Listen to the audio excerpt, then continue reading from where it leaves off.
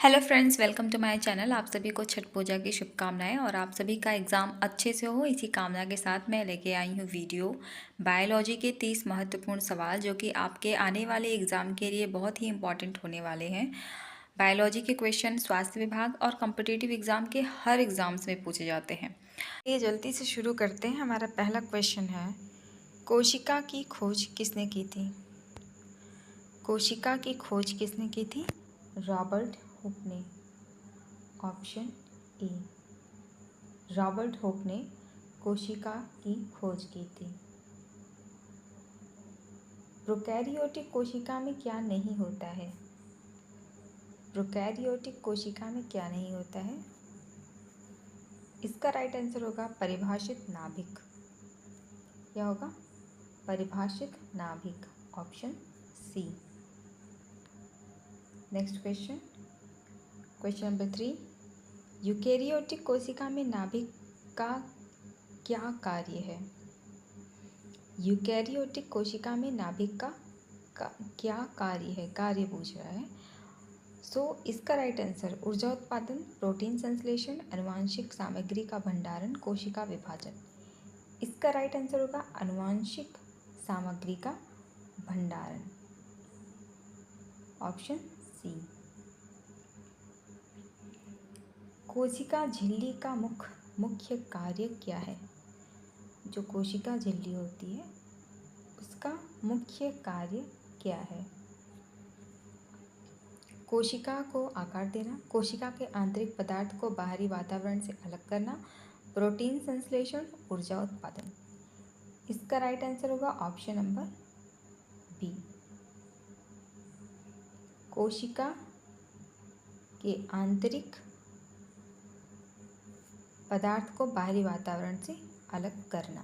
इसका right answer होगा option number B. कोशिका झिल्ली का कार्य क्या है? कोशिका के आंतरिक पदार्थ को बाहरी वातावरण से अलग करना इसका कार्य है। माइटोकॉन्ड्रिया का कार्य क्या है?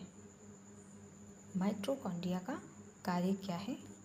इसका राइट आंसर होगा ऑप्शन नंबर बी। जैसा आप देख सकते हैं, माइटोकॉन्ड्रिया का कार्य होता है ऊर्जा उत्पादन करना। नेक्स्ट क्वेश्चन, लाइसोसोम का कार्य क्या है? लाइसोसोम का कार्य क्या है? प्रोटीन संश्लेषण, ऊर्जा उत्पादन, कोशिका के अपशिष्ट पदार्थों का पाचन, कोशिका विभाजन। इसका राइट आंसर है ऑप्शन नंबर सी। कोशिका के अपशिष्ट पदार्थों का पाचन करना लाइसोसोम का कार्य है।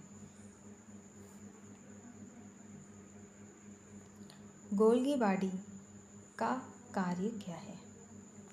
गोल्गी बॉडी का कार्य क्या है? प्रोटीन संश्लेषण, प्रोटीन का पैकेजिंग और परिवहन, ऊर्जा उत्पादन, कोशिका विभाजन। इसका राइट आंसर होगा ऑप्शन नंबर बी, प्रोटीन का पैकेजिंग और परिवहन।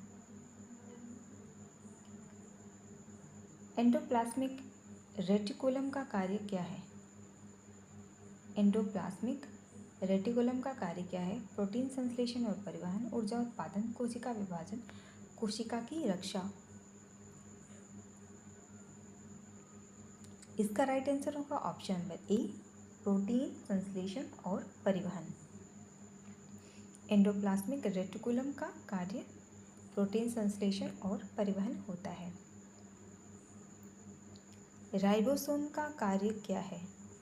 प्रोटीन संश्लेषण, ऊर्जा उत्पादन, कोशिका विभाजन, कोशिका की रक्षा। राइबोसोम का कार्य क्या है? इसका राइट आंसर होगा प्रोटीन संश्लेषण।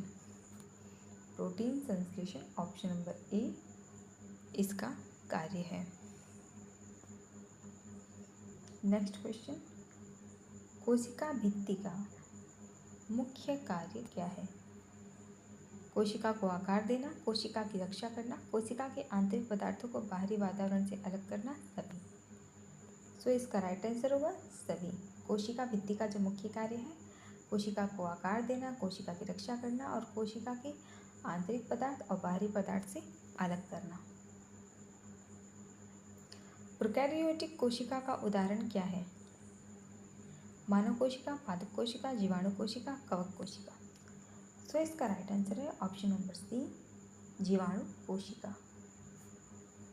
प्रोकैरियोटिक कोशिका, जीवाणु कोशिका।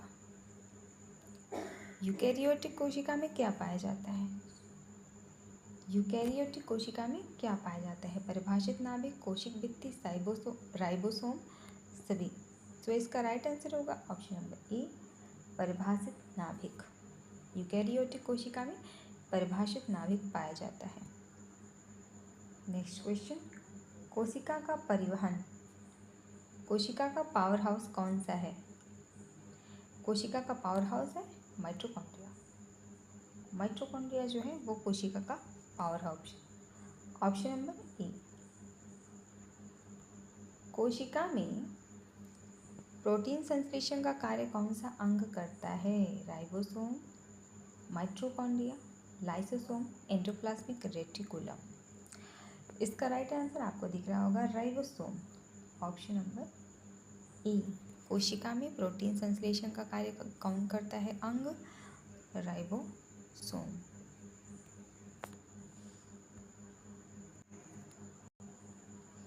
नेक्स्ट क्वेश्चन, कोशिका भित्ति का मुख्य कार्य क्या है?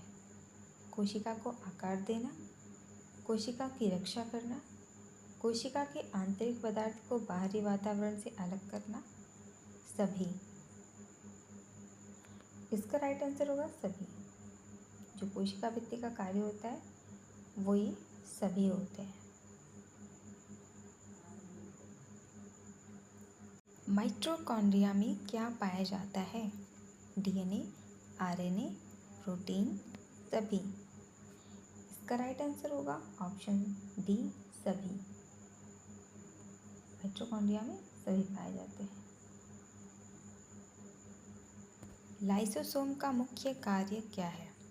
प्रोटीन संश्लेषण, ऊर्जा उत्पादन, कोशिका के अपशिष्ट पदार्थों का पाचन, कोशिका विभाजन।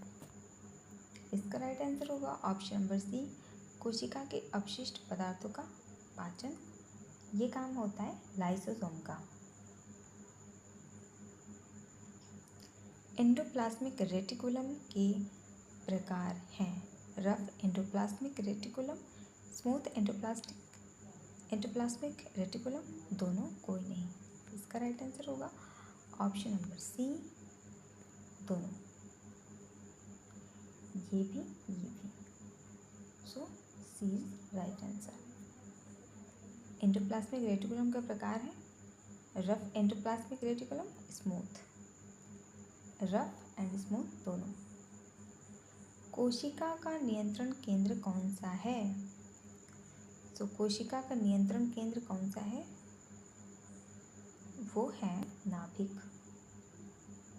Option number A.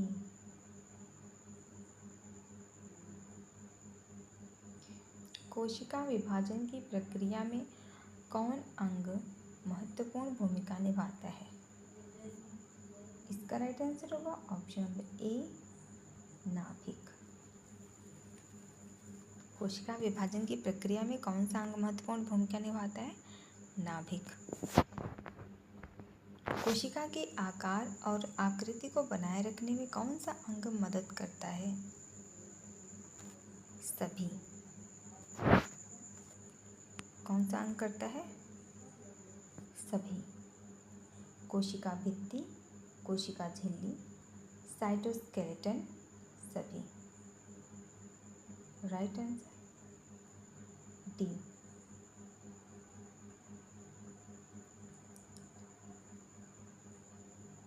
डी।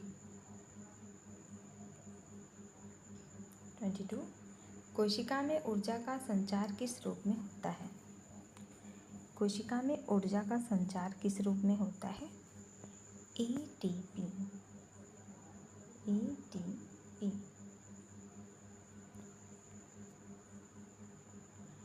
कोशिका के लिए आवश्यक पदार्थों का अवशोषण कौन सा अंग करता है? इसका राइट आंसर होगा ऑप्शन नंबर ए, कोशिका झिल्ली। कोशिका झिल्ली आवश्यक पदार्थों का अवशोषण कर लेती है। कोशिका के अपशिष्ट पदार्थों को बाहर निकालने में कौन सा अंग मदद करता है? इसका राइट आंसर होगा ऑप्शन नंबर ए और डी, लाइसोसोम भी मदद करता है और कोशिका झिल्ली भी मदद करती है। यानी ऑप्शन नंबर ए और डी दोनों सही हैं।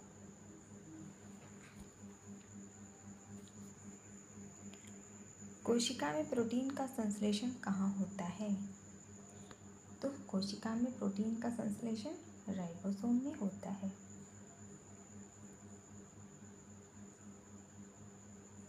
कोशिका के विभिन्न अंगों के बीच संचार कैसे होता है?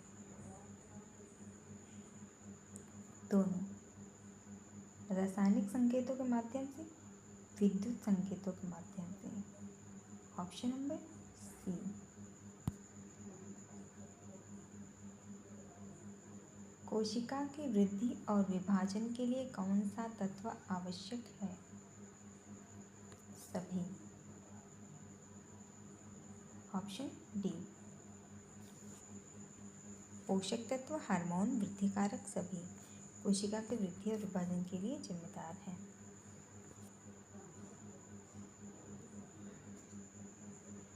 कोशिका की संरचना और कार्य को समझने के लिए कौन सा उपकरण उपयोगी है?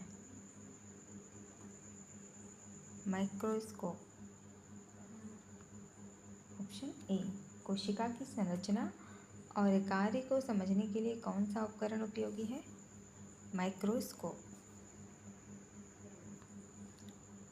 फ्रेंड्स, आई होप आपको ये वीडियो अच्छी लगी होगी। ये प्रश्न आपके लिए उपयोगी होंगे। Thanks for watching.